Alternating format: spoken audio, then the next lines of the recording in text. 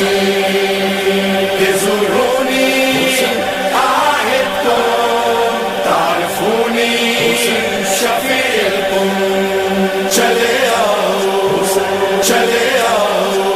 باللہ من الشیطان الرجیم بسم اللہ الرحمن الرحیم الحمد للہ رب العالمین وصلی اللہ علی محمد وآلہ الطاہرین ولعنت الدائمۃ علی اعدائہم اجمعین من اول ظلمہم الی قیام یوم الدین اما بعد فقد قال الحکیم فی کتابہ العظیم بسم اللہ الرحمن الرحیم ومن یعظم شعائر اللہ فإنہا من تقوی القلوب۔ ایک صلوات پڑھ لیں محمد وآل محمد وآلہ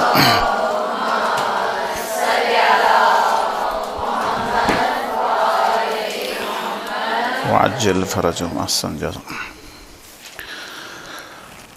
موضوع پہ آنے سے پہلے چند جملے آپ کے سامنے بیان کروں، اگرچہ مجھے پتہ ہے اس سے بہتر انداز سے آپ کو یہ مطالب بیان ہو چکے ہیں۔ سب سے پہلے یہ ہے کہ جس کی ہم عزاداری کرتے ہیں، یعنی جس امام کی ہم عزاداری کرتے ہیں اس کے حوالے سے مختصر یہ ہے کہ عزاداری کے مقاصد کو سمجھنے سے پہلے جس کی ہم عزاداری کرتے ہیں اس کی ذات کی شناخت جو ہے وہ ضروری ہے۔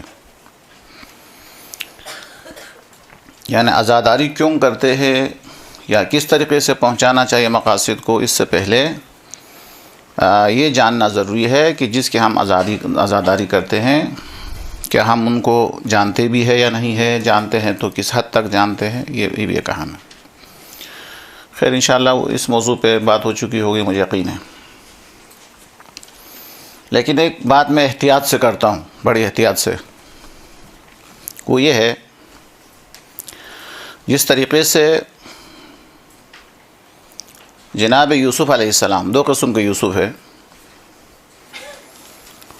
ایک یوسف وہ ہے جس کے اوپر ایک خاتون عاشق ہے، اس میں کوئی شک نہیں ہے، قرآن نے بیان کیا ہے، مبالغہ نہیں کرتا۔ لیکن ایک ایسا یوسف جو ایک خاتون کی نگاہ کے اندر ہے، اس کے عشق کی وجہ سے نہ یوسف ملا، نہ جوانی بچی، نہ بینائی بچی، نہ دولت بچی، سالہائے دراز تک وہ یوسف کے اوپر عاشق رہی لیکن کچھ بھی نہیں ملا۔ اگر آپ اس کے واقعے کو پڑھیں یا بلکہ بہت آسان اس فلم کو دیکھیں اور خاص طور پر وہ والا منظر دیکھیں کہ جس کے اندر یہ جو خاتون جو عاشق ہے جناب یوسف کے اوپر، اس کے ذہن کے اندر یہ تصور اور خیال آتا ہے اور بتوں کو یہ کہہ کر وہ توڑتی ہے کہ یوسف اتنا حسین ہے تو اس کا خالق کتنا حسین ہوگا، یوسف میں اتنی کشش ہے تو اس کے پروردگار میں کتنی کشش ہوگی، یوسف کے اندر اتنی کشش ہے کہ سب اس کے اوپر عاشق ہے تو پھر وہ ذات میں کتنی کشش ہوگی جس کے اوپر خود یوسف جو ہے وہ عاشق ہے۔ یہ والا مرحلہ دیکھے میں، اور جیسا ہی یہ خیال آیا، یہ تصور آیا اور بتوں کو انہوں نے ہاتھ سے توڑا، تو اسی وقت اللہ کی طرف سے جناب یوسف کو حکم ہوا، جاؤ جا کے زلیخا کو تسلی دے دو، وہ مومنہ ہو چکی ہے۔ اب جب یہ والا یوسف جو کہ ایک یوسف ہے جو اس مرحلے سے پہلے کا ایک یوسف ہے، اور دوسرا یوسف ہے جو خدا سے لیا ہوا یوسف، جیسا ہی اس خاتون نے ذہن کے اندر یہ ارادہ کیا اور یوسف کو ایک وسیلہ بنایا، واسطہ بنایا پروردگار تک پہنچانے کے لیے، تو پھر کیا ہوا، پورا قصہ سنانے کی ضرورت نہیں ہے، یوسف بھی ملا، جوانی بھی ملی، بینائی بھی ملی۔ بالکل یہی مثال ہماری بھی ہے، اس میں تو شک نہیں ہے کہ امام حسین کے اوپر بہت سارے عاشق ہیں، لیکن عشق کا یہ والا مرحلہ، محبت کا یہ والا مرحلہ اگر کوئی شخص طے کر لیتا ہے، اور 40 بھی دور نہیں ہے، نزدیک ہے، کہ جب 40 کے دن کروڑوں انسان سب کچھ بلا کے امام حسین کی طرف جاتے ہوئے نظر آئے تو وہی جملہ جو اس خاتون نے کہا تھا، اگر ہم بھی کہیں کہ حسین آپ میں اتنی کشش ہوگی ہے تو پھر آپ کے پروردگار میں کتنی کشش ہوگی. آپ کے اندر جو ہے اتنی کشش ہے کہ لوگ اس طریقے سے کھینچ کے آپ کی بارگاہ کے اندر آ جائے تو آپ کے پروردگار کے اندر، تو پھر کیا ہوگا؟ اس کے بعد والا مرحلہ جو انسان کو حاصل ہوگا وہ والا حسین نہیں ہوگا جو خیالی حسین ہے. وہ والا حسین ہے جو حقیقی حسین ہے، جو خدا سے لیا ہوا حسین ہے. جب یہ مرحلہ انسان طے کرے گا تو اسلام بھی ملے گا، ایمان بھی ملے گا، اور حسین بھی ملیں گے اصل میں تو اس خاتون کی طرح. صلی اللہ علیہ وسلم.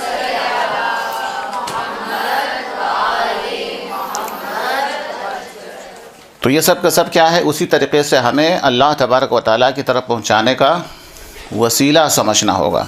امام حسین علیہ السلام وسیلہ ہے اللہ تک پہنچانے کا.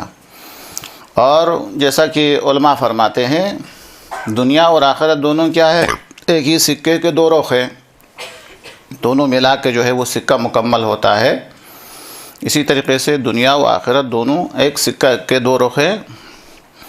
اب جس طریقے سے دنیا کے اندر بہت سارے لاکھوں اور کروڑوں انسان کو حسین کھینچ کے لاتے ہیں، قیامت کے دن اسی انداز میں شفاعت بھی حسین زیادہ کریں گے. ظاہر وہ منظر ہے، ادھر وہ شفاعت کا منظر ہے. تو یہ بہت پہلا جو ہے سمجھنا ضروری ہے کہ امام حسین علیہ السلام اللہ تبارک و تعالیٰ کی عظمت کو بیان کرنے کے لیے، ان کی شہادت اصل میں اللہ تبارک و تعالیٰ کی ذات کے اندر موجود کشش کو ظاہر کرنے کے لیے ہے کہ جب سب لوگ اپنا سب کچھ بیچ کے جاتا ہے. ظاہر ہے واقعات بہت سارے ہیں جو ذہن کے اندر آتا ہے، لیکن ہم موضوع سے دور نہ ہو جائے. میں اس سے اجتناب کر رہا ہوں بیان کرنے سے کہ انسان سب کچھ چھوڑ کے سب کچھ قربان کر کے چلا جاتا ہے حسین کو سلام کرنے کے لیے. تو انسان کو یہ بھی سوچنا چاہیے کہ اس ذات جس کے لیے حسین نے خود قربانی دی، علی اکبر اتنا حسین ہے تو پھر وہ کتنا حسین ہوگا جس کے اوپر اکبر کو قربان کیا. عباس اتنا عظیم ہے تو پھر وہ پروردگار کتنا عظیم ہوگا جس کی خاطر عباس نے بازو کٹوا دی. یہ سب کے سب مرحلہ اول کے اندر ہے.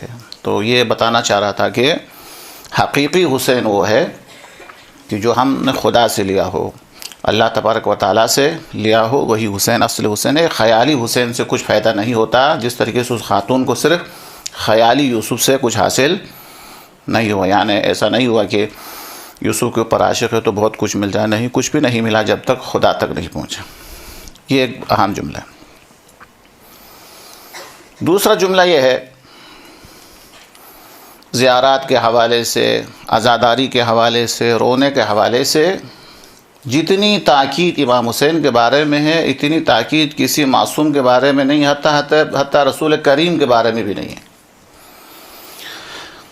زیارات کے بارے میں ایک ایک قدم پر کتنا حج کتنا عمرہ، اتنی تاکید ہے.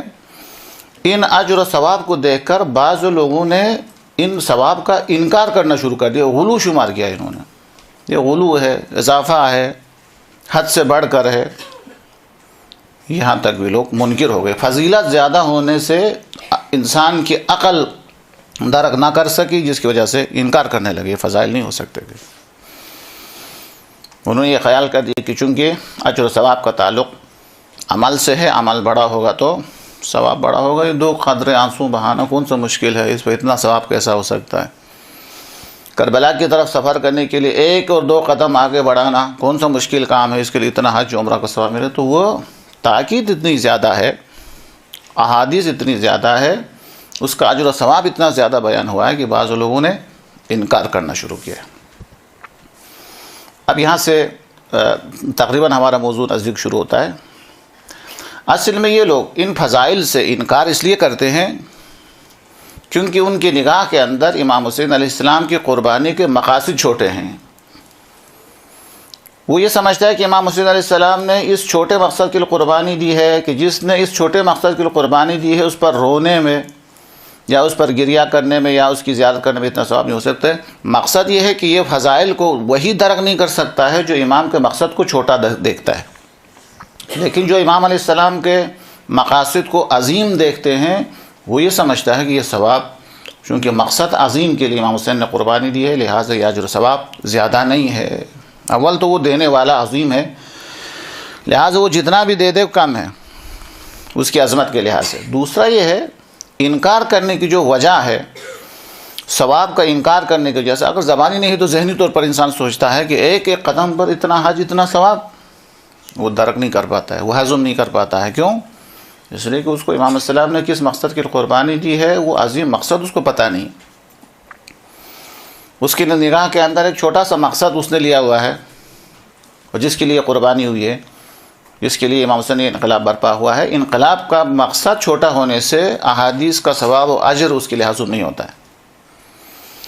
اور جن افراد کو امام حسین علیہ السلام کی قربانی کی گہرائی کا پتہ ہے، چونکہ ہر شے کے اندر بھی ہے، اس انقلاب کے اندر بھی ہے، قرآن کے اندر بھی ہے، اس کی روشنی سورج کی روشنی کی طرح ہے۔ یہاں بر پہ روشنی ہے، اوپر جائے تو اور روشنی ہے، اوپر جائے تو اور روشنی ہے، جتنا اوپر جائے روشنی زیادہ ہے، ہماری آنکھوں کی طاقت کم ہے، سورج میں اس سے زیادہ روشنی ہے۔ واقعی کے اندر بھی صحیح۔ جو تحلیل، جو توجیہات، جن وجوہات کی طرف اشارہ کرتے ہیں وہ سب اپنی جگہ پر صحیح ہے، لیکن امام حسین علیہ السلام نے یہ جو عظیم قربانی دی ہے، ایک عظیم مقاصد کے لیے دیے ہیں، ان مقاصد کے لیے گریہ کرے۔ ان مقاصد کے خاطر انسان اگر اس عزاداری کو برپا کرے تو جتنے مقاصد اعلیٰ کی خاطر انسان اس عزاداری کو منعقد کرے یا اس کے لیے اہتمام کرے تو اسی لحاظ سے ان احادیث کا اطلاق اس کے اوپر ہوتا چلا جائے گا۔ خوب، اب ظاہر ہے کہ میں بولتا نہ آپ سے پوچھوں تو ایک دو بیان کر کے ایک دو آپ سے بھی پوچھوں گا۔ یہ جو واقعہ ہے، واقعہ عاشورہ جسے کہتے ہیں ہم، کربلا کا واقعہ کہتے ہیں، اور جب ہم عزاداری کہتے ہیں تو سارے اماموں کی مجلس کرتے ہیں، لیکن عزاداری سے مراد جب بھی لیتے ہیں تبادر وہی عزاداری امام حسین ہے۔ اس کے اندر چند چیزیں ہیں۔ سب سے پہلی بات تو یہ ہے، مقاصد کو اپنی طرف رکھ کے، کہ کسی بھی مذہب کی حقانیت کے لیے دلیلیں چاہیے کہ بھئی آپ کا مذہب حق ہونے کے پاس آپ کے پاس کیا دلیل ہے، آپ کے پاس کیا دلیل ہے، ہر ایک دلیلیں پیش کرتے ہیں۔ ان دلائل میں سے جس دلیل کا کوئی بھی انکار نہیں کر سکتا، حقانیت کے لیے اس سے بڑی دلیل نہیں ہو سکتی ہے، وہ یہ ہے کہ جس نے دین کو لے کے آیا ہے ان کے سارے بچے اس دین کے اوپر قربان ہو جائے۔ اب بتائیے اس سے زیادہ دلیل کیا ہو سکتی ہے؟ اگر کوئی شخص باطل دین لے کے آتا ہے، دوسرا قربانی دیتا ہے، تو وہ قربانی اس مذہب کی حقانیت کی دلیل نہیں ہے، دوسرے کو پتہ نہیں تھا اس لیے قربانی دی۔ ابھی ہمارے زمانے کے اندر کتنے تحریکیں ایسی ہے کہ لوگ جان دیتے ہیں، خود کش بھی کرتے، سب کچھ کرتے، کیوں؟ اس لیے ان کو حقیقت کا پتہ نہیں ہے پیچھے۔ لہٰذا کسی دین کے لیے کوئی دوسرا قربانی دیتا ہے، یہ اس مذہب کی حقانیت کی کوئی دلیل نہیں ہے۔ لیکن اگر بانی دین، جس نے دین کو لے کے آیا ہے، ان کا پورا کنبہ، پورا خاندان کٹ جائے تو پھر اس مذہب کی حقانیت کی دلیل اس سے زیادہ نہیں ہو سکتی ہے۔ کسی اور نے اگر اسلام کے لیے قربانی دی ہے تو ہو سکتا ہے اس کے لیے دھوکہ ہوا ہو۔ جس گھر کے اندر اسلام کی پرورش ہوئی ہے، اسی گھر کے اندر حسین علیہ السلام کی پرورش ہوئی ہے۔ جس نے اسلام کو بڑا کیا ہے پرورش دے کر، اسی نے امام حسین کو پرورش کی ہے اور بڑا کیا ہے۔ اب حسین علیہ السلام کو تو اس کے اندر کوئی کمزوری ہو تو اسے پتہ نہ ہوئی تو نہیں ہو سکتا ہے۔ یہ جو واقعہ کربلا ہے، اور باضافہ مباہلے کو قرآن نے خاص اہتمام کے ساتھ بیان کیا ہے۔ کیوں؟ اس لیے کہ ہلاکت اور مشکل مرحلے کے اندر خاندان کو لے کے آنا، جن کو سب سے زیادہ چاہتے تھے، ان کو لے کے آنا حقانیت کی دلیل ہے۔ تبھی تو مباہلے سے وہ لوگ کیا پیچھے ہٹ گئے۔ جس طریقے سے قرآن نے مباہلے کو بیان کیا ہے، کیونکہ اس کے اندر خاندان اور اصلی خاندان جن کو سب سے زیادہ چاہتے تھے وہ لے کے آئے ہیں، اسی طریقے سے یہ جو کربلا ہے، یہ اسلام کی حقانیت کی سب سے بڑی دلیل ہے۔ اس دلیل کے ہوتے ہوئے اس حقانیت کی دلیل کی اور کوئی دلیل کی ضرورت ہی نہیں ہے۔ پوچھے کہ اسلام حق ہونے کی دلیل کیا ہے؟ کہا حسین کی قربانی ہے، علی اکبر کی قربانی ہے، پورے خاندان کی قربانی ہے۔ ایک آدمی قربان نہیں ہوا، دو آدمی، سب کچھ قربان کر دیا، تو اس کا مطلب یہ ہے کہ اس سے زیادہ حقانیت کی کوئی اور دلیل نہیں ہو سکتی۔ تو ایک تو یہ ہوا۔ اور دوسری بات، تمام مسلمان بقرہ عید کو جانور کاٹتے، جس گھر کے اندر 1 کلو گوشت آتا تھا ایک بکرا کاٹ لیتے، جہاں 1 کلو گوشت آتا تھا ایک اونٹ ذبح کرتا ہے۔ یہ کیوں کرتا ہے؟ ظاہر ہے کہ مقاصد ہوں گے، اللہ یہ چاہتا ہے۔ کتنے جانور ذبح ہوتے ہیں، اس دن کو مناتے ہیں، نماز بھی ہے اور اس کے علاوہ قربانی بھی ہے، دوست احباب کا خیال رکھنا بھی سب کچھ ہے۔ تو بتائیں کسی بھی مسلمان کی نگاہ کے اندر عید بقرہ کو منانے کا جو بھی فلسفہ ہو سکتا ہے، وہ فلسفہ کربلا کے واقعے کے اندر بطور اتم موجود ہے، وہ تمام فلسفہ۔ اس لیے کہ جس واقعے کو ہم یاد کرتے ہیں اس کے اندر تو ایک جانور کی قربانی ہے اور ذبح نہیں ہے، صرف اقدام ذبح ہے۔ تو یہ واقعہ ہمیں بتاتا ہے کہ جہاں اقدام ذبح ہو، جہاں بیٹے کو ذبح کرنے کے لیے آمادہ ہو جائے تو خدا کی نگاہ میں اتنا عظیم ہے۔ تو کربلا کے اندر تو ایک نہیں 72 اسماعیل ذبح ہوئے ہیں، اور خود امام حسین علیہ السلام خود شہید ہوئے ہیں۔ تو جتنے فلسفے وہاں بیان کیے جا سکتے ہیں، جتنے مقاصد عید قربان اور بقرہ عید کو منانے کے فلسفے، کسی کی نگاہ کے اندر جو مقاصد ہے وہ سب کا سب اس واقعے کے اندر موجود ہے۔ اس واقعے کو بیان کرنے کا اور ایک مقصد، عزاداری کی شکل میں اس واقعے کو زندہ رکھنے کی ایک وجہ اور ایک سبب یہ بھی ہے کہ اسلام کا ایک نظام، ایک دستور بھی ہے، اسلام کا ایک طریقہ بھی ہے، وہ یہ ہے کہ اللہ کے رسول زندگی بھر ایمان کو بیان کرتے رہے، حق کو بیان کرتے رہے، اسلام کو بیان کرتے رہے کہ ایمان کیا ہے، اسلام کیا ہے، حق کیا ہے، بیان کرتے رہے۔ اس کے بعد دنیا سے جاتے جاتے ایک مقام کے اوپر مولا کائنات کو بلند کر کے دکھا کے گئے۔ یہ مولا کائنات کو دکھا کے نہیں جا رہے تھے، بلکہ ایمان کو دکھا کے، مجسم کر کے کہتے میں زندگی بھر تم کو ایمان بتاتا رہا، اب میں تمہیں دکھا کے جا رہا ہوں، یہ کل ایمان ہے۔ پیغمبر نے کل ایمان کہا، یہ کوئی مبالغہ تو نہیں ہے۔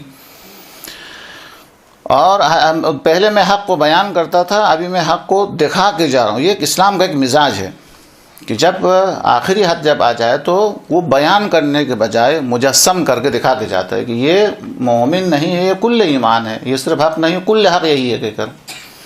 اسی طریقے سے اللہ تبارک و تعالیٰ کا یہ نظام ہے کہ اگر آپ کو صبر کی تلاش ہے، اگر آپ کو شجاعت کی تلاش ہے، اگر آپ کو عبادت کی تلاش ہے، اگر آپ کو ایثار کی تلاش ہے، خدا نے اس واقعے کے ذریعے ان تمام صفات کو مجسم کر کے انسان کے سامنے رکھ دی۔ اس لیے کہ وہاں جو کربلا کے اندر جو افراد موجود تھے وہ صرف صبر کرنے والے نہیں تھے، یہ عین صبر تھے۔ اصل یہ صبر کا مجسمہ تھا، ورنہ تو کوئی آسان ہے، کوئی بیان کرنا آسان ہے، سننا تو اس سے بھی بڑا آسان ہے کہ چند قدم کے فاصلے کے اوپر بائی ذبح ہوتے رہے اور بہن بے ہوش بھی نہ ہو جائے، لاشا پامال ہو جائیں اور یہ بے ہوش بھی نہ ہو جائیں، چادریں چھن جائے پھر بے ہوش نہ ہو جائے، خیمے جل جائے اس کے باوجود خاکستر کے اوپر عبادت کرے، سجدے کرے۔ اور یہ تمام چیزیں جو آپ مصائب کے اندر ماشاءاللہ اب ہم سے بیان بہتر، یہ تمام یہ صبر کا مجسم ہے، اصلاً مجسم صبر ہے۔ عبادت بھی اسی طریقے سے ہے کہ آرام سے عبادت کرنا اور ہے وہ خاکستر کے اوپر عبادت کرنا شب غریبان کی، وہ الگ ہے، عین عبادت ہے، یہ عین صبر، عین شجاعت۔ کتابوں کے اندر موجود ہے، شاید آپ لوگ پڑھتے بھی ہیں کہ کربلا کے واقعے کے بعد کوفے کے اندر علی کی شجاعت کو بلا کر سب حسین کی شجاعت کی داستان سناتے تھے۔ یعنی علی کی شجاعت کو بلا چکے تھے لوگ، کہتے ہیں حسین کی شجاعت کو یاد کر کے وہ لوگ داد دیتے۔ اس لیے شاید اس کی وجہ یہ ہے کہ امام علی علیہ السلام وہ جہاد تو کرتے تھے لیکن ان کے سامنے کوئی جوان کا لاشا نہیں تھا کہ جو حضرت علی علیہ السلام کو کوئی خوف تو نہیں تھا کہ میں شہید ہو جاؤں گا تو بچے اسیر ہو جائیں گے۔ امام حسین علیہ السلام کی شجاعت کا اس لیے وہ لوگ ذکر کرتے۔ تو خلاصہ کلام صفات کا مجسمہ ہے یہ، کہ اگر ایثار کو دیکھنا ہے، اگر آپ کو وفا دیکھنا ہے، اگر آپ کو صبر دیکھنا ہے، اگر آپ کو عبادت، شجاعت، ان کا نظارہ کرنا ہے تو یہ واقعہ اس لیے بھی ضروری ہے تاکہ آنے والوں کو اس سے وفا کا درس ملے، صبر کا درس ملے، عبادت کا ذائقہ ملے۔ زیارت کا فلسفہ بھی یہی ہے کہ انسان اپنی بے روح عبادت کے اندر روح داخل کرنا مقصد ہے۔ چلے آدھا گھنٹہ تو اس میں چلا گیا خوب، لیکن ایک اور موضوع جو بیان کرنا ضروری ہے وہ یہ ہے کہ اس واقعے کو بیان کرنے کا ایک اہم ترین مقصد، یہ خود ایک موضوع چاہتا ہے، شاید یہاں پہ ہوا ہو، اہم ترین مقصد یہ ہے کہ یہ ایک انقلاب ہے جو عاشوراء کے نام سے ہے، ابھی اور ایک انقلاب ہے جو ظہور کے نام سے ہے۔ یہ والا انقلاب جو عاشوراء ہے یہ انقلاب مقدمہ ہے، وہ ذی المقدمہ ہے، وہ نور ہے، وہ نور علی نور ہے، یہ جو ہے وہ ایک درخت ہے تو وہ ثمرہ ہے۔ یہ جو واقعے کو یاد کرنا، اس کا اس کی یاد منانا اس لیے بھی ضروری ہے کہ جب تک اس درسگاہ کے اندر انسان نہیں رہے گا اس وقت تک وہ لشکر امام کے اندر شریک ہونے کا اہل ہی نہیں رہے گا. بالکل اسی طریقے سے جس طریقے سے کالج میں وہی جا سکتا ہے جو اسکول کا پڑھا ہو، یونیورسٹی کے اندر وہی جا سکتا ہے جو کالج سے فارغ شدہ ہو، اسی طریقے سے امام زمان علیہ السلام کی سپاہی کے اندر وہی آدمی سپاہی بن سکتا ہے جو اس واقعے میں شریک رہا ہو، ظلم کے بارے میں جانتا ہو، ظالم کی شناخت رکھتا ہو. دوسرے الفاظ کے اندر زیادہ عاشورہ کے اندر پڑھتے ہیں 100 دفعہ مظلوم پر سلام کیا ہو اور 100 دفعہ ظالم پر لعن کیا ہو. اس کے بغیر ظلم، اگر کوئی واقعہ نہیں ہے، اگر کوئی عاشورہ نہیں ہے، اگر کوئی ظلم ہی نہیں ہوا ہے تو پھر کسی امام کی آمد کا انتظار کا فائدہ کیا ہے؟ پھر انتظار کیوں کرے وہ؟ تو اصل میں جو چیز ضروری ہے وہ یہ ہے کہ جب امام علیہ السلام ظہور فرمائیں گے، اور آپ کو پتہ ہے کہ پرچم پر بھی لکھا ہوگا یا لسارات الحسن، یہ میں مستقل موضوع اس لیے کہا ہوں کہ علماء نے کتابیں لکھی اس موضوع کے اوپر کہ یہ دونوں واقعات میں مناسبتیں ایک نہیں ہیں، بے شمار ہیں. مثلا ایک دو مناسبات میں آپ کے سامنے بیان کرتا ہوں کہ جس نے عاشورہ کو برپا کیا ہے ان کی ولادت کون سے مہینے میں ہے؟ شعبان میں ہے. اور جو انقلاب لانے والے ان کی ولادت بھی کس میں ہے؟ ایک مشترکہ تو ولادت کے لحاظ سے مہینہ ایک ہے، اور مہینہ اللہ کے رسول کا مہینہ ہے. اچھا انشاءاللہ بھی شعبان آئے گا تو آپ دیکھیں 3 شعبان کی دعا جو حسین کی ولادت کی دعا ہے اس کے اندر امام زمان کا ذکر ہے 3 شعبان کو، اور 15 شعبان کو جو امام زمان کی ولادت کی تاریخ ہے اس میں امام حسین کی زیارت مستحب مناسبت ہے موجود. یا پھر دوسرا دور جانے کی کیا ضرورت ہے؟ زیارت عاشورہ پڑھے تو وہاں 2 جگہ امام زمان کا ذکر ہے، دعائے ندبہ امام زمان کے لیے وہاں 2 جگہ امام حسین کا ذکر ہے. یہ مناسبتیں ہیں، یہ دونوں ایک دوسرے سے مربوط ہے یہ. اچھا پھر آپ کتابیں لکھی گئی ہے اس موضوع پر، یہاں تک کہ امام حسین علیہ السلام شب عاشور امام زمان کو یاد فرما رہے تھے، اور امام علیہ السلام ظہور فرمائیں گے تو اپنے جد حسین کو یاد فرمائیں گے. مناسبت ہے اصل، یعنی جو انقلاب جو آنے والا ہے وہ اسی انقلاب عاشورہ کی بنیاد پر وہ انقلاب آنے والا ہے. تو پھر جب تک وہ کربلا سے وابستہ نہیں رہے گا، جب تک اسے پتہ نہیں ہوگا کہ اگر میں جوان رہوں اور امام آئیں گے تو جوان کو کیا کرنا چاہیے، ظاہر ہے کربلا سے سیکھے گا. اگر میں بوڑھا ہو جاؤں تو کس طریقے سے مجھے امام کا ساتھ دینا ہے، ظاہر ہے کہ اس واقعے سے وابستہ رہنا پڑے گا. تو یہ جو تمام مناسبتیں، رشتے، تمام کے تمام نمونے اس کے اندر موجود ہے. تو اس کے مقاصد بہت زیادہ ہے، عزاداری کے مقاصد بہت زیادہ ہے. میں نے 1-2 کو احتیاطاً آپ کے سامنے تبرکاً بیان کیا اپنے موضوع کی طرح ماننے کے لیے. آدھا گھنٹہ تو اس کے اندر نکل گیا، چلو 1-2 آپ بھی بتا دیں. تو بہرحال خلاصہ کلام یہ ہے جیسا کہ آپ نے اشارہ کیا، اس عزاداری کو یعنی برپا رکھنا ضروری ہے. اس کے لیے تاکید، ابھی ہم اصل سوال کی طرف آتے ہیں. شروع کا سوال جو ہے وہ آپ کے ذہن کے اندر ہے تو وہ سوال میں آپ سے نہیں پوچھوں گا احتیاطاً. وہ یہ ہے کہ کیوں اتنی تاکید ہے؟ ائمہ معصومین علیہم السلام نے باقی رسول کریم کے بارے میں نہیں فرمایا کہ اس کو کیا نام ہے اس طریقے سے اہتمام کرو. باقی ائمہ کے بارے میں نہیں فرمایا، حضرت علی کے بارے میں کسی کے بارے میں نہیں فرمایا جتنا امام حسین کی اس عزاداری کے بارے میں فرمایا. تو سب سے کم ترین جو وہ تو یہ بتاتے ہیں کہ ٹھیک ہے جناب، رونا ایک جو ہے وہ حسن ذاتی رکھتا ہے. رونا خود ایک اچھی بات ہے، بچہ دنیا میں آتا ہے تو روتا ہے، یہ حسن ذاتی رکھتا ہے. انسان کو جب خوشی ہوتی ہے تو اس کی خوشی بھی رونے میں تبدیل ہو جاتی ہے. تو کچھ تو اس طرح کے تعبیرات کرتا ہے کہ ہنسنے کے مقابلے میں، خوشی کے مقابلے میں رونے کو کیا حاصل ہے؟ اصل حاصل ہے. اس لیے روتے ہیں، اس لیے گریا کرتے ہیں، اس لیے ماتم کرتے ہیں. درست ہے.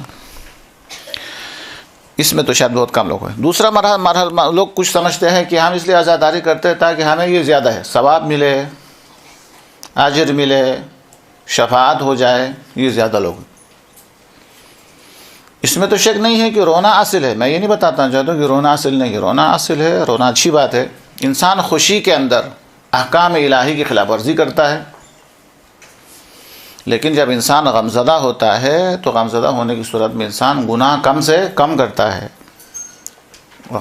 گناہ کم سے کم کرتا ہے. جب انسان کی روح غمزدہ ہو جائے تو حرام، حلال سے بھی دلچسپی ختم ہوتی ہے. تو یہ ایک الگ ذات ہے، لیکن مقصد یہ نہیں ہے. لیکن دوسرا جو خطرناک ہے وہی سمجھتا ہے کہ ہم عزاداری اس لیے کرتے ہیں کہ اس کے اندر ثواب ملے، اجر ملے، شفاعت ملے۔ اگر یہ ہمارا مقصد ہے تو پھر وہ احادیث کو ہضم کرنا مشکل ہو جائے گا پھر۔ تو ٹھیک ہے، اگر آپ عزاداری اس لیے کرتے ہیں کہ تاکہ آپ کو ثواب ملے، آپ کو شفاعت ملے، صرف فقط امام کی قربانی اس کے لیے ہے، تو پھر اتنا ثواب کیوں ہے زیادہ؟ یعنی اس کا مطلب یہ نہیں ہے کہ ثواب نہیں ہے، شفاعت نہیں ہے اپنی جگہ پر، لیکن یہ اصل نہیں ہے۔ یا بعض لوگ سمجھتے ہیں کہ امام حسین علیہ السلام نے ہمارے لیے قربانی دی ہے، ہم عزاداری کے ذریعے ان کا شکریہ ادا کرتے ہیں۔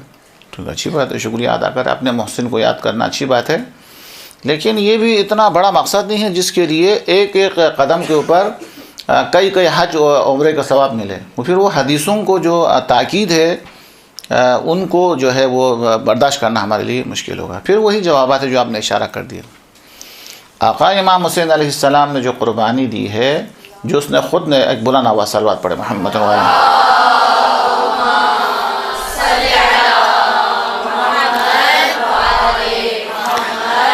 امام حسین علیہ السلام نے جس نعرے کو بلند کیا ہے وہ ہے حق کا۔ کیا فرمایا؟ الا ترون ان الحق لا يعمل به۔ آپ بتائیں دنیا کے اندر کون سا انسان ہوگا جو اس کو حق کی تلاش نہ ہو؟ ہر جگہ حق کی بات کی آپ نے، یہ نہیں کہا کہ میں اسلام کو بچانے کے لیے جا رہا ہوں، میں فلاں کو نہیں، آپ نے فرمایا حق کو بچانے کے لیے جا رہا ہوں۔ اس لیے مقاصد بہت بلند ہو جاتا ہے کہ امام حسین فرماتے ہیں میں حق کے لیے قربانی، حق کو صداقت کے لیے قربانی دے رہا ہوں۔ تو بتائیں دنیا کے اندر کوئی شخص ہو سکتا ہے کہ جو حق کے خلاف ہو، صداقت کے خلاف ہو؟ اور اسی طریقے سے امام حسین خود جو مقصد بیان فرماتے ہیں وہ یہ ہے کہ عزت، یہ تو بہت ہی آپ کی تقاریر کے اندر، آپ کے خطبے کے اندر سب سے زیادہ ملے گا۔ مثال کے طور پر پہلا جملہ جو آپ نے مدینہ ارشاد فرمایا سب کو یاد ہے، وَمِثْلِ لَا يُبَايِعُ مِثْلَهُ، مجھ جیسا اس جیسے کی بیعت نہیں کر سکتے۔ عزت کا، عزت و شرافت کا نعرہ۔ پھر کسی نے مشورہ دیا آپ نہ جائیں، آپ تو آپ نے مشورہ دیا ان لا ارى الموت الا السعادہ والحیات مع الظالمین الا برانا، تاکہ میں تو عزت کی خاطر جا رہا ہوں کہ اس جیسی حیات کو میں ذلت سمجھتا ہوں۔ اسی طریقے سے کیا فرمایا کہ فلان ابن فلان نے مجھے دو راستے کے اوپر لا کے کھڑا کر دیا کہ یا میں شہید ہو جاؤں یا میں ذلت برداشت کروں۔ حیات من الذلہ، ذلت ہم سے بہت زیادہ دور ہے، بہت بعید ہے۔ یا اب اللہ و رسول، اس قسم کی ذلت سے خدا منع کرتا ہے، ورسولہ، رسول منع کرتا ہے، والمؤمنون، اہل ایمان منع کرتے ہیں، وحجور طابت و طہورت، جن دامن کے اندر میری پرورش ہے، وہ معنی ہے کہ میں اس قسم کی ذلت کو برداشت کروں۔ آقا علیہ السلام نے جو نعرے بلند کیے ہیں وہ عزت کا نعرہ ہے، شرافت کا نعرہ ہے۔ وہ پہلا جملہ جو آپ نے مدینہ میں فرمایا کہ مجھ جیسا اس جیسے کی بیعت نہیں کر سکتا ہے، اور یہ آخری وقت شہادت سے چند لمحے پہلے، اس کے بعد پھر انسانوں سے کبھی ہم کلام نہیں ہوئے، وہ بھی یہی ہے کہ فلان کیا نام ہے ابی سفیان کے ماننے والوں، اگر تمہارا کوئی دین نہیں ہے، اگر تمہیں قیامت کا ایمان نہیں ہے، فلتکن فی دنیاکم احرارا، دنیا کے اندر مرد حر بن کے رہو۔ حریت اور آزادی کا نعرہ، حریت اور آزادی کا نعرہ، یہ اس آزاداری کا اصل مقصد ہے۔ حق و صداقت یہ اس تحریک کا جو ہے بنیادی جو ہے وہ رکن ہے، جس کی خاطر امام علیہ السلام نے قربانی دی ہے۔ تو دنیا کے اندر کوئی شخص ایسا نہیں ہوگا جو عزت کے مخالف ہو، شرافت کے ہو، کرامت کے مخالف ہو، حق کے مخالف ہو، صداقت۔ یہ امام علیہ السلام نے ایک اعلیٰ مقاصد کے لیے قربانی دی ہے۔ تو خلاصہ کلام کیا ہوا؟ اعلیٰ اہداف جس سے انسان بنتا ہے۔ ان چیزوں کے ہونے کے بعد انسان کائنات سے بھی بڑا ہو جاتا ہے۔ ایک بار اکثر میں بتاتا ہوں، ابھی دوبارہ بیان کروں۔ آپ اور ہماری مثال کیا ہے؟ مثلا اس کمرے کی طرح ہے۔ اس کمرے کے اندر اگر یہ درس نہ ہوتا، فرض کر لیں اس کے اندر کوئی کھانے پینے کا سامان ہوتا، ہم کہتے ہیں تو اسٹور ہے، اس کو کوئی اہمیت نہیں ہوتی۔ اس کے اندر کوئی جانور رکھ کے بتائے بھاڑا ہے، اس کی کیا اہمیت ہو سکتی ہے؟ کمرہ وہی ہے، سائز وہی ہے، لیکن اس کو کلاس روم بنانے سے پہلے اگر کچھ اور چیزیں اس کے اندر موجود تو اسی لحاظ سے اس کی قیمت ڈاؤن ہے، کم ہے، اس کی کوئی اہمیت نہیں ہے۔ لیکن یہی مکان، یہی کمرہ جب درس کے لیے وقف ہوا تو اس کمرے کی اہمیت بہت زیادہ ہے، امام بارگاہ بنے زیادہ ہے، اور اگر خدا کے نام پہ مسجد بنے تو ظاہر اس کے احکام ہیں، جگہ وہی ہے، فرق کیا ہے اس میں اندر کیا چیز ڈالی جا رہی ہے۔ اس طریقے سے ہمارے اندر بھی یہی ہے۔ ہمارے اندر اگر صرف دنیا کی محبت ہے، مال کی محبت ہے، پیسے کی محبت چیزیں ہیں، تو پھر وہ دل نہیں ہے، اسی لحاظ سے جو چیز ہے اسی لحاظ سے اس کا نام ہوگا۔ ہاں لیکن اگر ہمارے دل کے اندر خدا ہے، ہمارے دل کے اندر امام حسین ہے، تو پھر وہ اسی لحاظ سے ہماری کیا ہے، قیمت میں اضافہ ہے۔ اگر آپ کے دل کے اندر، آپ کی روح کے اندر اگر واقعا خدا کی محبت ہے تو وہ دل نہیں ہے، خانہ کعبہ ہے، وہ عرش الہی ہے مثلا۔ اور امام حسین علیہ السلام کی محبت جس کے دل کے اندر ہو، جس کے دل کے اندر حسین علیہ السلام بستا ہے، تو ظاہر ہے کہ وہ کربلا ہے، وہ نجف ہے، وہ اسی طریقے سے اس میں۔ تو یہ بتانا چاہتا ہے کہ امام حسین علیہ السلام انسان کے اندر شرافت و کرامت و عزت و ان کے لیے آپ نے قربانی دی ہے۔ جب انسان اس قسم کی قربانی کے لیے انسان جب دیتا ہے اور ان صفات کا مالک بن جاتا ہے تو کائنات اس کو چھوٹی نظر آتی ہے، انسان خود اپنے آپ کو بڑا نظر آتا ہے۔ پھر وہ خیال کرتا ہے کہ کائنات دیکھنے میں تو بڑی ہے لیکن مقصد کے لحاظ سے کائنات بڑی نہیں ہے، میں بڑا ہوں۔ یہ کائنات اتنی وسعت کے باوجود ایک دن ختم ہو جائے گی لیکن میں ختم نہیں ہو جاؤں گا۔ پھر وہ کائنات جو ہے اس کو چھوٹی نظر آتی ہے، یہاں تک کہ موت و حیات بھی ان کو چھوٹا نظر آتا ہے۔ حضرت حسین نے فرمایا کہ وہ کہتا ہے کہ آپ جائیں گے تو شہید ہو جائیں گے، خلاصہ یہ ہے۔ تو آپ نے فرمایا کہ زندہ رہنا مرنا اہم نہیں ہے، خدا کی رضا اہم ہے۔ خدا اگر راضی نہیں ہے تو زندہ رہنے کا فائدہ کیا ہوا؟ لیکن اگر خدا راضی ہے تو پھر مرنے میں نقصان کیا ہو سکتا ہے؟ تو کہنے کا مطلب یہ ہے کہ امام حسین علیہ السلام نے اعلیٰ مقاصد کے لیے آپ نے قربانی دی ہے، اور ان اعلیٰ مقاصد کے لیے جو قربانی دی ہے تو لہٰذا اس کا اجر و ثواب بھی جو روایتوں کے اندر ہے وہ سب کا سب اپنی جگہ پر بحال ہے۔ اب آتے ہیں میں اپنے موضوع کی طرف، 20 منٹ سے زیادہ باقی نہیں رہا، 25 تو ہو گیا۔ تو اب بتائیں کہ اس عزاداری کو جو اعلیٰ مقاصد کے لیے امام کی انقلاب، تو اس کو باقی رکھنے کے کیا کیا طریقے ہو سکتے ہیں؟ ان میں سے ایک طریقہ جس کا ذکر بار بار نہ چاہتے ہوئے بھی آ گئے، وہ کیا ہے؟ مجالس انعقاد کرنا۔ جب مجالس کا انعقاد ہوگا، اور اس کے لیے تاکید بھی ہے، اور ائمہ علیہ السلام نے ایک نہیں متعدد مقامات پر آپ نے تاکید فرمائی ہے، اس واقعے کو زندہ رکھنے کے لیے بہترین اور مرسوم طریقہ یہ ہے کہ انسان عزاداری مجالس منعقد کرے۔ ایک حدیث کوٹ کرتا ہوں، امام جعفر صادق صلوات اللہ وسلام علیہ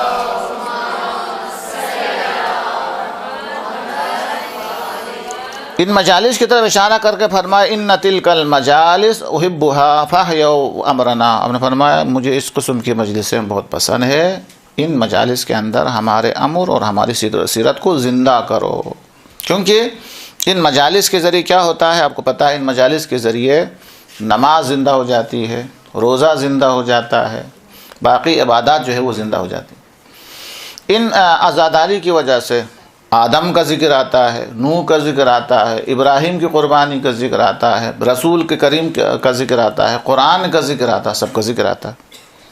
مجالس کا انعقاد کرنے کے اندر سب کچھ آ جاتا ہے۔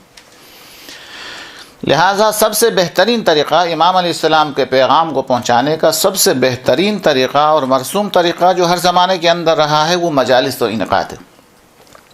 البتہ مجالس کے انعقاد کے لیے طریقے تھے، مختلف انداز تھے۔ آپ کتابوں کے اندر پڑھے، تاریخی کتابوں کے اندر پڑھے، امام صادق علیہ السلام کا طریقہ کیا ہوتا تھا؟ جب بھی کوئی شاعر ان کے گھر کے اندر آ جاتا تھا، امام فوراً مجلس کا انعقاد فرماتے تھے کہ پردے لگا دیا جائے، پردے کے پیچھے خواتین ہوتی تھی، اور ذاکر سے تقاضا کرتا تھا کہ وہ شعر کے اندر مصائب بیان کرتا تھا، اور امام علیہ السلام نیچے بیٹھ کے روتے تھے اور خواتین بھی گریا کرتی تھی۔ تو یہ طریقہ کہ جو مجالس کا انعقاد کرنے کا جو طریقہ اور انداز خود ائمہ کے دور کے اندر رہا، سب سے بہترین امام علیہ السلام کے مقاصد کو سمجھنے کے بعد اس کو پہنچانے کا بہترین انداز اور بہترین طریقہ کیا ہے؟ مجالس کا انعقاد ہے۔ مجالس کے انعقاد کی وجہ سے کیا ہوتا ہے، اس کے اندر کیا کیا فائدے ہیں؟ سب سے پہلے تو پورا دین جو ہے وہ اسی کی وجہ سے کیا ہو جاتا ہے، اس کی حفاظت ہو جاتی ہے۔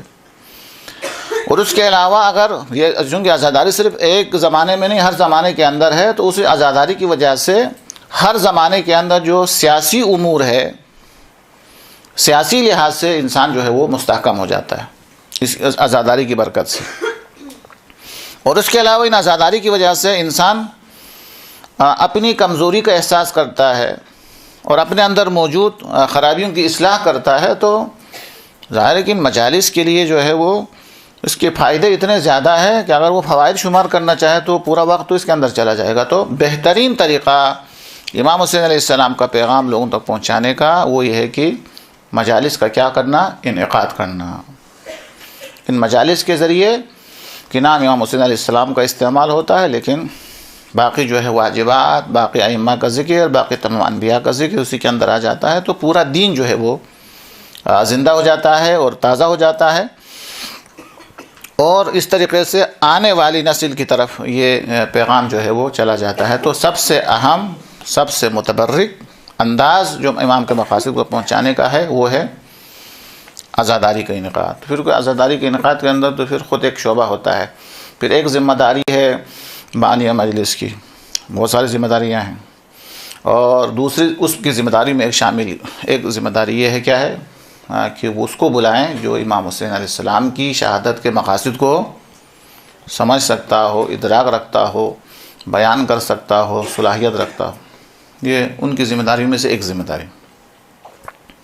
اسی طریقے سے مثال کے طور پر جو ممبر پہ جاتا ہے اور اس کی ذمہ داریاں بہت ہوتی ہے، ان میں سے یہ ہے کہ وہ واقعہ کربلا کو ایک پرانا واقعہ کہہ کر پیش نہ کرے، اس کو تازہ واقعہ کہہ کر، یعنی اس طریقے سے زمانے جدید سے ہم آہنگ کر کے اس کے ساتھ مطابقت کر کے یہ بتانے کی کوشش کرے کوئی گزشتہ واقعہ نہیں ہے، یہ ایسا واقعہ ہے جو تسلسل کے ساتھ جاری ہے، یعنی یہ معرکہ ابھی بھی جاری ہے. اس طریقے سے جدید طریقے سے زمانے کے مطابق اس مقاصد کو ادراک بھی کرتا ہو اور ان چیزوں کا ادراک بھی کر سکتا ہو اور بیان بھی کر سکتا ہو. یہ ضروری ہے ممبر پہ جانے والے کی، اور آپ اپنے ممبر پہ جائے تو یہ بھی ضروری ہے. جس طریقے سے مجالس کے اندر تبرک ہے، وہ تبرک ہر ایک کو ملنا ضروری ہے، اگر ان میں سے کچھ ایک دو کو نہ ملے تو بری بات ہے. اسی طریقے سے ممبر پہ جانے والے کے لیے ضروری ہے کہ کچھ مطالب ان کے لیے ہو جو بہت پڑھے لکھے ہیں، کچھ مطالب ان کے لیے ہو جو درمیانے ہیں، اور کچھ مطالب ان بچے اور وہ چھوٹے لوگوں کے لیے بھی ہو کہ جو اس مجلس کے اندر بیٹھے ہوئے ہیں، جو آپ کی بڑی باتیں نہیں سمجھ سکتا ہے. چونکہ امام حسین کے مہمان ہیں اور سب کے سب ایک جیسے ہی امام کی نگاہ میں ہیں، لہٰذا اگر ممبر پر جانے کے بعد پوری کوشش یہ ہو کہ امام حسین کی عظمت بیان کرنے کے بجائے اپنی عظمت بیان کرنا شروع کرے کہ لوگ میری تعریف کریں، ممبر کو استعمال کرے، امام حسین کے ساتھ کیا ہے؟ خیانت ہے. مجلس رکھنے والے کے ساتھ بھی خیانت ہے کہ اس نے امام کی عظمت کو، اسلام کی عظمت کو بیان کرنے کے لیے ہمیں بلایا ہے، نہ کہ آپ ایسی تقریر کریں جس سے ہمارے بارے میں واہ واہ ہو جائے، ہماری تعریف ہو جائے، لوگ ہماری جو ہے وہ تعریف کرنے لگے. اس کا مطلب یہ ہے کہ اسلام کی تبلیغ نہیں، اپنی ذات کی تبلیغ ہے. یہ خیانت ہے، یہ امانت سمجھنا چاہیے. اس کے اندر خیانت نہ ہو. بہت ساری ذمہ داریاں بانی مجلس کی ہے، بہت ساری ذمہ داریاں جو ہے وہ پڑھنے والے کی ہے، یقیناً اس موضوع پر گفتگو ہو چکی ہوگی، اور بہت ساری ذمہ داریاں سننے والے کی ہے. وہ ذمہ داریاں اپنی جگہ پر، لیکن بہرحال پیغام کو پہنچانے کا سب سے اہم جو ہے وہ یہ ہے کہ آج مجالس کا انعقاد کرنا. مجالس کے اندر انعقاد کی بھی کئی صورتیں ہو سکتی ہے. ایک صورت تو یہ ہے کہ امام بارگاہ کے اندر مجلس رکھ دی، وہاں پہ بل آیا، آپ نے بل دے دیا، ثواب ملے، اجر ملے. بہت فرق ہے تربیت کے حوالے سے اس مجلس کے اندر جو امام بارگاہ کے اندر ہوتی ہے اور اس مجلس کے اندر جو آپ کے گھر کے اندر. آپ کے گھر کے اندر مجلس ہونے سے نماز شب پڑھنے والے آپ کے گھر کے اندر آئے، خوبیاں رکھنے والے، کسی کے اندر کوئی خوبی ہے، دوسرے کے اندر دوسری خوبی ہے، تیسرے کے اندر تیسری خوبی ہے، ایک کے ساتھ ایک برکت ہے، دوسرے کے ساتھ دوسرے قسم کی برکت ہے. آپ کے گھر کے اندر مختلف لوگ کے آنے سے، ان کے قدموں کی وجہ سے بہت ساری رحمتیں اور برکتیں. پھر وہ امام حسین کے مہمان،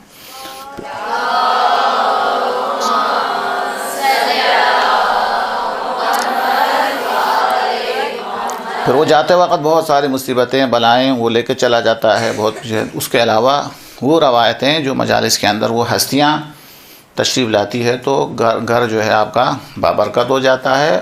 اور خاص طور پر جس کے لیے میں تاکید کرنا چاہتا ہوں، جب آپ گھر کے اندر مجالس کا انعقاد کرے تو آپ کا جو چھوٹا بچہ ہے، آپ کا جو چھوٹا بھائی ہے، چھوٹی بہن ہے، وہ سب کے سب اس کے اندر ذہنی علاوہ فزیکلی طور پر کام، فرش بچھانا، نیاز دینا، اٹھانا، پورے سال کے لیے ایک تبلیغ کا بہترین ایک ذریعہ بن جاتا ہے. مجلس ہر جگہ بہتر ہے، گھر میں ہو تو اور بھی بہتر ہے. کسرے کی ائمہ معصومین علیہ السلام کے دور کے اندر مجالسیں اگر ہوتی تو کہاں ہوتی تھی؟ امام بارگاہ میں یا گھر پہ ہوتی تھی، ظاہر گھروں کے اندر ہوتی تھی۔ یہ ایک اہم جو ہے وہ مطلب ہے۔ چلیے، تو مجالس تو ایک ہوتی ہے، اس کے الگ موضوعات ہیں۔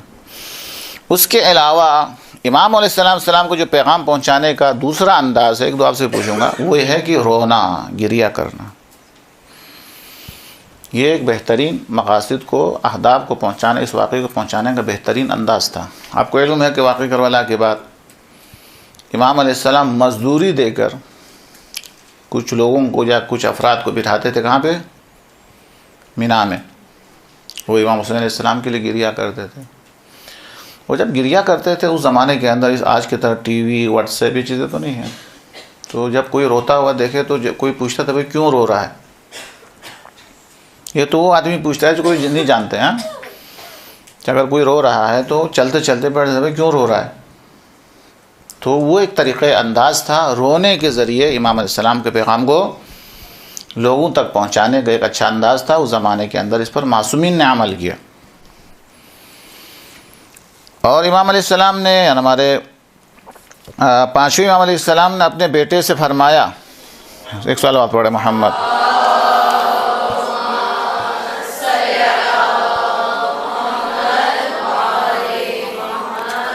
پانچویں امام نے امام صلی اللہ علیہ وسلم ابا جعفر اوقف لی من مالی قضا و قضا النوائب لیندبنی بمنا ایام منا، وصیت کر کے گئے، کہا بیٹا میرے مرنے کے بعد میرے مال سے فلان فلان اتنا حصہ رونے والوں کے لیے رکھ دو، وہ مینا کے اندر ایام حج کے اندر گریہ کرے۔ تو یہ گریہ خود ایک تبلیغ ہے، اور بہترین تبلیغ ہے، مؤثر ترین تبلیغ ہے، کہ اگر کوئی روتا ہوا دیکھے تو انسان منصف، جو انسان انصاف پر ہو، وہ پوچھے گا، کیوں پوچھے گا؟ لا تعلق انسان بھی پوچھے گا کہ بھائی آپ کے ساتھ کیا ہوا ہے، آپ کیوں گریہ کرتے ہیں؟ تو یہ ایک ذریعہ، یہ تبلیغ ہے، مقاصد کو پہنچانے کا، ان کی مظلومیت کی داستان سنانے کا ایک وسیلہ تھا جن کو ائمہ نے استعمال کیا۔ وہ عزاداری ہے جو ائمہ کے دور میں خود ائمہ نے برپا کیا ہے۔ ذکر مسائل کے اندر بھی انیس کے شعر اگر میں صحیح پڑھ رہا ہوں تو امام حسین کی مظلومیت بیان کرتے ہوئے فرماتے ہیں، یعنی خیالی ہے لیکن بیان فرماتے ہیں، امام حسین علیہ السلام اپنی داستان، مصیبت کی داستان سناتے ہیں، کیا؟ عباس میرے مر گئے، اکبر چلا گیا، اگلا کیا ہے؟ ہاں، اب عباس میرے مر گئے، اکبر چلا گیا، ہم سے کسی نے یہ بھی نہ پوچھا کہ کیا ہوا۔ یہ تو وہ مظلومیت کی آخری حد ہے، لیکن عام انسان جو کسی سے کوئی ہمدردی نہ ہو، کسی کو پریشان دیکھے تو کم سے کم پوچھتے تو بھائی کیا ہوا۔ تو یہ ایام عزا جو ہے وہ رونا ایک وسیلہ ہے، ایک واسطہ ہے امام حسین کی پیغام کو پہنچانے کا بھی۔ ظاہر ہے کہ وہ رو رہا ہوگا، کوئی اجنبی شخص وہ پوچھے گا کہ تم کیوں رو رہا ہے؟ بولیں گے میرے آقا کے ساتھ یہ ظلم۔ پھر دوسرا سوال ہوگا کہ آپ کے آقا پر یہ ظلم کیوں ہوا، کس لیے ہوا؟ پھر آپ کو وہ موضوعات کو بھی چھیڑنا ہوگا کہ حسین علیہ السلام نے اس واقعے کو واضح کرنے کے لیے، تاکہ کسی کو کوئی شبہ نہ رہے، کوئی شک نہ ہو جائے، کتنا سادہ کر کے رکھا ہے واقعہ امام حسین علیہ السلام نے۔ نہیں تو شک ہو سکتا تھا کہ بھائی حق پہ کون تھا، باطل پہ کیا پتہ ہے، اس زمانے میں تو ہم تھے نہیں۔ امام حسین علیہ السلام نے جہاں راستہ روکا جنگ نہیں کی، کیوں؟ ورنہ تاریخ کے اندر یہ لکھا ہوتا ہے کہ امام حسین آگے بڑھنا چاہتے تھے اور وہ آگے بڑھنا نہیں دے رہا تھا، جنگ ہو گئی، ختم۔ پھر میدان کربلا میں پہنچے، پانی سے دور کیا گیا، امام حسین نے تلوار نہیں نکالی، کہا کیوں؟ اس لیے کہ اگر اسی پر جنگ ہو جاتی، کہتے ہیں کہ امام حسین کو ہٹانا چاہتے تھے، امام حسین ہٹنا نہیں چاہتے تھے، جنگ ہو گئی پانی پر۔ سادہ کر کے رکھ دیں، نہیں جناب۔ پھر اس کے بعد زمین کربلا کو امام حسین نے خرید لی، کہا دیکھو کہ اب حق و باطل کی شناخت کسی کے لیے مشکل نہ رہے۔ سب سے پہلے تو یہی سوال ہوگا جہاں جنگ ہوئی یہ زمین کس کی تھی؟ امام حسین نے خرید لی، کہا دیکھو یہ زمین ہماری تھی، ظاہری طور پر بھی ہم نے اسے خرید چکے ہیں، لہٰذا باطل وہی ہے، ناحق وہی ہے جو کسی اور کی سرزمین پر آ کر پانی بند کرے اور ان کو شہید کرے اور بچوں کو اسیر کرے۔ حق و باطل کو بڑا آسان طریقے سے سمجھا دیا۔ پھر شہداء کی فہرست کے اندر علی اصغر کو رکھ دیا، کہا شہید ہونے والوں میں سے کون ہے؟ کہا علی اصغر ہے۔ کہا یہ علی اصغر کتنے سال کا ہے؟ کہا 6 مہینے کا ہے۔ 6 مہینے کا بچہ تو قصوروار نہیں ہو سکتا ہے۔ تو بالکل جب یہ قصوروار نہیں ہے تو پھر کوئی بھی قصوروار نہیں ہے، سب بے قصوروار ہے۔ تو یہ سادہ کر کے امام حسین علیہ السلام نے بیان کیا ہے تاکہ کسی کو کسی عدالت میں جانا نہ پڑے، کسی بھی عام انسان کو کسی عالم کے پاس جا کے اس کو پوچھنا نہ پڑے کہ بھائی کون حق پہ تھا کون باطل پہ تھا۔ تو امام صلی اللہ علیہ وسلم نے اس واقعے کو اتنا سادہ واضح کر کے رکھ دیا ہے تو اس کے لیے بیان کرنا بھی آسان ہو جائے گا۔ بہت سارے واقعات میرے ذہن کے اندر آتا ہے لیکن کیا کرے، سوئی مجھ سے بھی زیادہ آگے تیز، تو بہت سارے واقعات ایسے ہیں اس واقعے کے اندر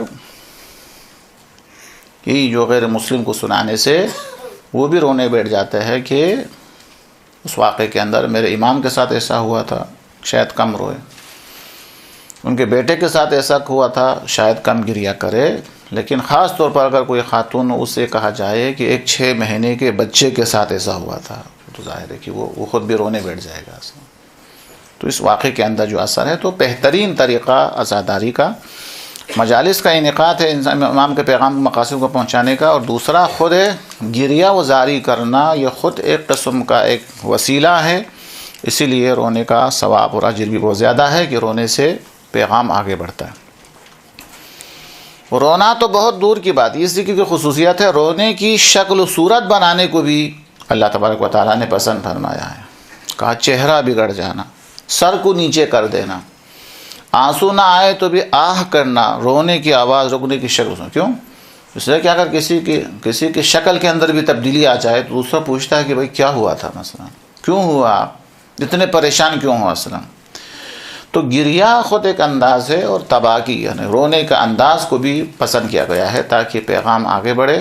اس کے علاوہ اور کیا کیا ہے، لباس، کالے لباس، زمانے قدیم کے اندر شاید آپ کے گھروں میں آج بھی ہوا کہ محرم کا چاند نظر آتے ہی لوگ کیا کرتے تھے، کپڑے بھی تبدیل کرتے تھے، ہاں پلنگ بھی جو ہے الٹا کر دیتے تھے، گھر کے اندر جتنے پردے ہیں وہ بھی سیاہ ہو جاتے۔ یہ ایک خاص انداز ہے، اس کو کہتے ہیں خاموش تبلیغ، جس کا اثر زیادہ ہوتا ہے۔ ہم اپنے بچوں کی تربیت کرنے میں کمزور کیوں رہتے ہیں، ہم پیچھے کیوں رہتے ہیں؟ ہم سمجھتے ہیں کہ بولنے سے مسئلہ حل ہوگا، بولنے سے مسئلہ حل نہیں ہوتا ہے، کرنے سے مسئلہ حل ہو جاتا ہے۔ ہمیں بتانے اس لیے ہم کمزور، ہم جو ہے وہ پیچھے رہ جاتے ہیں۔ ہم یہ سمجھتے ہیں کہ ہم بولیں گے مسئلہ حل ہوگا، نہیں، ہم کریں گے تو مسئلہ حل ہوگا، بولنے سے مسئلہ حل نہیں ہوتا۔ بولنے والے تو ہزاروں ہیں دنیا کے اندر۔ تو گھر کے اندر بھی اسی طریقے سے یہ بولنے کا نہیں ہے، یہ کرنے کا ہے۔ جب بچہ دیکھے گا کہ یہ پلنگ الٹا کیسا ہوا، وہ دیکھے گا کہ یہ پردے کا رنگ بدل کیسا گیا، یہ لباس سیاہ کیسا ہوا۔ یہ تبلیغ کا مقاصد امام حسین کو پہنچانے کا ایک خاص ایک انداز ہے جو ائمہ معصومین نے اسے پسند فرمایا ہے۔ اور اس کے علاوہ جو ہے اور کیا ہے، سینے پہ مارنا، سینہ زنی کرنا جسے کہتے ہیں، سر پہ مارنا، سینے پہ مارنا۔ اگر ایک آدمی اپنے سینہ کو بھی کرتے ہوئے دیکھے تو جانے والا نہیں پوچھے گا آپ کو کیا ہوا ہے، آپ کیوں ایسا کرتے ہیں۔ یہ سب کے سب امام علیہ السلام کے پیغام کو آگے پہنچانے کے وسائل ہے، سبب ہے، واسطے ہیں کہ لوگوں کو متوجہ کرنے کے لیے کہ آپ کیوں سینہ زنی کر رہے ہیں۔ کہا یہ میرے امام کے ساتھ ہوا تھا۔ اچھا، اس کے علاوہ کیا ہے، بہترین انداز جو زمانے قدیم کے اندر بھی رہا ہے وہ ہے نوحہ اور مرثیہ پڑھنا۔ نوحہ خوانی ہے، مرثیہ خوانی ہے، یہ ذریعہ تبلیغ، بلکہ اصل ذریعہ تبلیغ یہی رہا زیادہ کہ لوگ نوحے کی شکل میں، مرثیہ کی شکل میں۔ نوحے کی شکل میں کیا ہوتے ہیں، وہ لڑکے کہ جو نماز پڑھنے کے لیے آمادہ نہیں ہے، روزہ رکھنے کے لیے آمادہ نہیں ہے، نوحہ پڑھتے ہیں تو انجمن کے اندر شریک ہو جائے۔ کس طریقے سے نوحہ پڑھنے میں، سینہ زنی کرنے میں کسی وجود کا حصہ بنتا ہے، وہ اسلام کے نزدیک آ جاتا ہے، تبلیغ کا ایک طریقہ ہے۔ مرثیہ بھی اسی طریقے سے ہے۔ یہ تمام کے تمام شعر و شاعری کے ذریعے، سوزخوانی کے ذریعے، نوحہ سرائی کے ذریعے، یہ تمام کے تمام جو وسائل جو ہمارے درمیان میں الحمدللہ ہے، یعنی ایسی چیز نہیں ہے جو ہمارے درمیان نہیں ہے، یہ سب جیسا ہمارے درمیان میں ہے، اس کا اثر بھی ہے اور اثر ہمارے سامنے ہے، ابھی آپ کو پتہ ہے۔ ان میں سے ایک چھوٹی سی مثال آپ کے سامنے ہے۔ وہ کون سی مثال ہے؟ نائجیریا، جہاں پہ کوئی شیعہ نہیں ہوتا تھا، ایک شخص نے 1.5 کروڑ کو شیعہ بنایا۔ کس کی وجہ سے؟ عزاداری کی وجہ سے۔ اس میں کشش ہے۔ اگر کوئی شخص پانی کے اندر رہتا ہے اور ہمیشہ پانی میں رہا ہے، اس کو کیا پتا کہ پانی کی کیا حقیقت ہے؟ وہ تو پانی کی حقیقت وہی جانتا ہے جب پانی سے الگ ہو جائیں تو۔ وہ جو پانی سے الگ ہے جو اس عزاداری کی نزدیک نہیں تھا وہ سمجھتا ہے کہ اس کے اندر، ان کو پتہ ہے کہ اس کے اندر کتنی کشش. دشمن بھی اقرار کرتا ہے کہ عزاداری کی وجہ سے، کربلا کی وجہ سے ہمیں کتنا فائدہ ہوا. یعنی کہنا چاہیے کہ ہم عزاداری کی کبھی عزاداری ہماری حفاظت کرتی، ہم باقی ہے، ہمارا کوئی نام ہے تو عزاداری کی وجہ سے. ہر لحاظ سے میں مر جاؤں گا تو کون پوچھتا، کس کو پتہ چلتا کہ یہ مر گئے. امام حسین کی مجلس سے سیوں چہلم یہ ہمیں زندہ کر کہتا ہے کہ یہ مر گیا ہے مثلا. یہ ہماری یاد کو زندہ کرتا ہے چہلم کی شکل میں، برسی کی شکل میں، اور جب تک ہم زندہ ہے وہ بھی ہے. تو خلاصہ کلام یہ ہوا، گریہ کرنے کی شکل و صورت بنانا، نوحہ پڑھنا، لباس اور سینہ زنی کرنا، یہ تمام کے تمام وسائل ہے. اور جو سادہ بھی ہے، جن کو سادہ بھی اس کے علاوہ بتائے کہ اس کے لیے کون سے رونے کے لیے کون سی تشکیلات چاہیے، اور اسی طریقے سے نوحہ سینہ زنی کرنے کے لیے کون سا اس کے لیے اس کی شرائط ہے، کون سا وضو چاہیے، کون سے کچھ شرائط نہیں ہے. اگر انسان چاہے تو اس کو عام انداز سے کر سکتے ہیں. لیکن البتہ ہم اس زمانے کے جو عزادار تھے اس قسم کے عزادار نہیں رہے. کچھ ہوتے جو عزادار ہے جو آپ آج کے زمانے میں بھی دیکھتے نہیں، کو جنگ کے اندر ہاتھ کٹ جاتے ہیں، سالہ گزر گئے کبھی نہیں رویا. ایک دن بیوی آ گئی تو دیکھا کہ وہ گرا ہوا ہے، وہ رو رہے. بیوی نے پوچھا کہ اتنے سال ہو گئے ہاتھ دونوں کٹ کے آپ روئے نہیں تھے، آج کیوں روتے جا رہے تھے؟ کہا آج مجھے خیال آیا کہ جب میں کرسی سے نیچے گر گیا تو خیال آیا کہ جس کے ہاتھ نہیں ہوتے ہیں وہ گرتے ہیں تو کیا ہوتی ہے. عباس یاد آ گئے مثلا. وہ مصیبت خود پر آئی ہے لیکن کس کو یاد کر رہے ہیں؟ حضرت عباس کو یاد کر رہے ہیں. یا شام غریبان یہ شعر، ہاں رو رہا ہوں آج میں اپنا بھرا گھر دیکھ کر. تو اس کے مسائل پڑھنے کی ضرورت نہیں ہوتی. مسائل یہ مجلس کا ایک الگ ایک انداز ہے، اس انداز کے مطابق تو اس کو مسائل بیان کرنے کی ضرورت نہیں ہوتی. اپنے بیٹے کو دیکھتے ہیں اور علی اکبر کو یاد کر کے روتے. اس طریقے سے اپنے گود کے اندر جو موجود بچے کو دیکھتے ہیں، علی اصغر کو یاد کر کے روتے. بچی کو دیکھ کے ایک خاص انداز ہے عزاداری کا، جو خاص افراد اس کام کو انجام دیتے ہیں.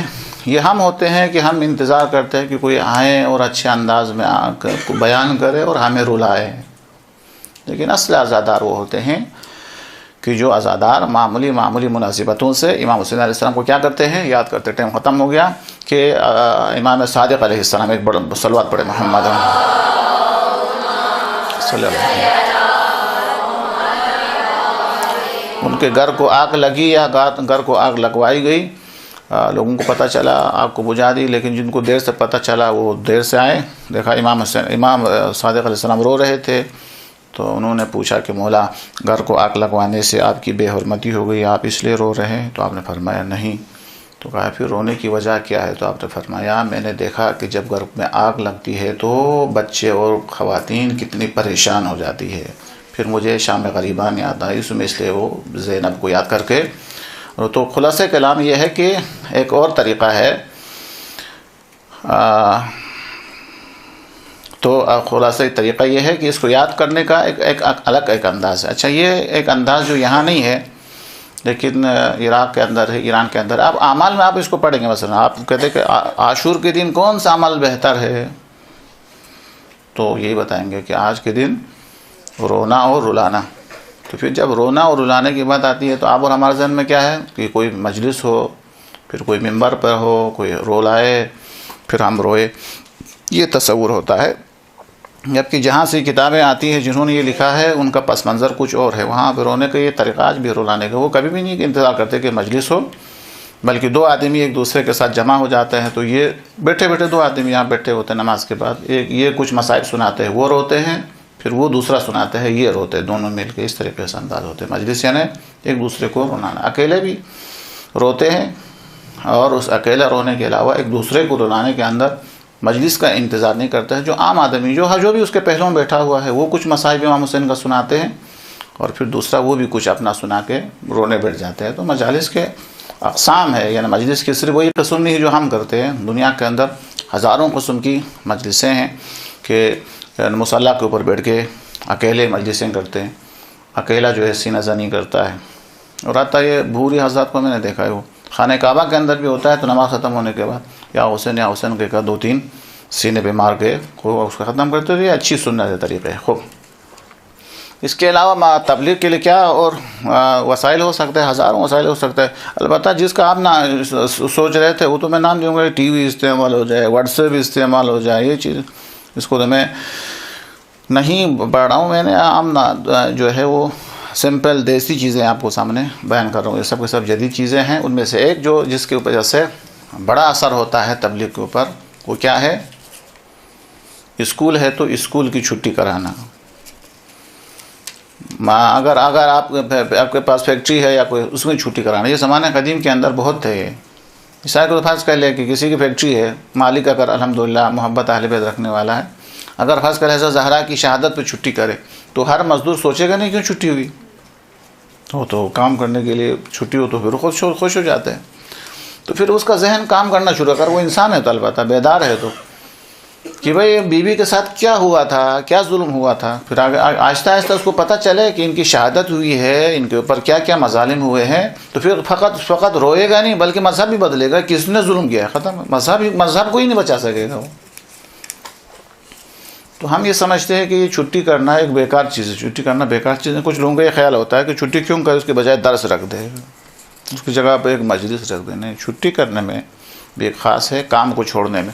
یا فرض کر لیں کہ 100 دکانیں، ان میں سے اگر ایک دکان اہل بیت کے ماننے والے کی، اس کی دکان بند ہو تو باقی 99 نہیں پوچھیں گے کہ آج ان کی دکان کیوں بند ہے؟ ہمارے لیے سوال ہے۔ یہ سب کے سب جو بزرگ جو کرتے تھے وہ تمام کے تمام اس کے پیچھے مصلحت ہے، اور یہ سادہ کام ہے، بڑا آسان کام ہے۔ جس طریقے سے ایک مجلس کے ذریعے جتنے آثار چھوڑ سکتے ہیں، اسی طریقے سے ایک دن چھٹی کر کے بھی یہ آثار کو چھوڑ سکتا ہے۔ اس کے علاوہ ٹی وی کے ذریعے پیغام کو پہنچانا، دوسرا الیکٹرک میڈیا وغیرہ کے ذریعے، الیکٹرانک میڈیا کے ذریعے، ان چیزوں کے ذریعے یہ سب اپنی جگہ پر ہے۔ اس کے علاوہ بھی ہزاروں اور بھی دروازے کھولیں گے، لیکن بات یہ ہے کہ اللہ کی طرف سے توفیق ہو، ہماری طرف سے کوشش ہو، تو پھر اس طریقے سے ہم آگے بڑھ سکتے ہیں۔ کچھ دعا کرنے کے لیے کہا ہے۔ اللہ تبارک و تعالیٰ سے ہماری دعا ہے کہ جو پیپر دے رہے ہیں یا دینے والوں سب کو کامیابیاں عطا فرما دے۔ جن کی دعائے صحت کی التماس ہے، اور جس خاتون کی دعائے صحت کی التماس سے پر خاتون مظاہر بنت مظاہر حسین، اللہ تبارک و تعالیٰ ان کو اور جو بیمار ہے ائمہ معصومین کے صدقے میں اور حضرت زہرا کے صدقے میں صحت کاملہ و عاجلہ نصیب فرما دے۔ اور اللہ تبارک و تعالیٰ سے ہماری دعا ہے کہ جن ہستیوں کو ہم نے دیکھے بغیر ایمان لے آئے ہیں، قیامت کی دن ان کی شفاعت و ہم نشینی سب کو نصیب فرما دے۔ اور اللہ سے ہماری دعا ہے کہ ہمیں جو ہماری ذمہ داری ہے اسے سمجھنے اور اس پر ہمیں کام کرنے کی ہم سب کو توفیق عطا فرما دے۔ ہمارے مولا و آقا کو اس نے ظہور عطا فرما، اور ہم سب کو ان کے مخلص انصار میں شامل فرما۔ ہمارے مرحومین کے درجات کو بلند فرما۔ جب تک توبہ نہ ہو، خالص نہ ہو، پاکیزہ نہ ہو، جب تک اے پروردگار تو ہم سے راضی نہ ہو، اس وقت ہمیں مزید مہلت عطا فرما۔ ان اللہ و ملائکتہ یصلون علی النبی یا ایھا الذین آمنوا صلوا علیہ وسلموا تسلیما۔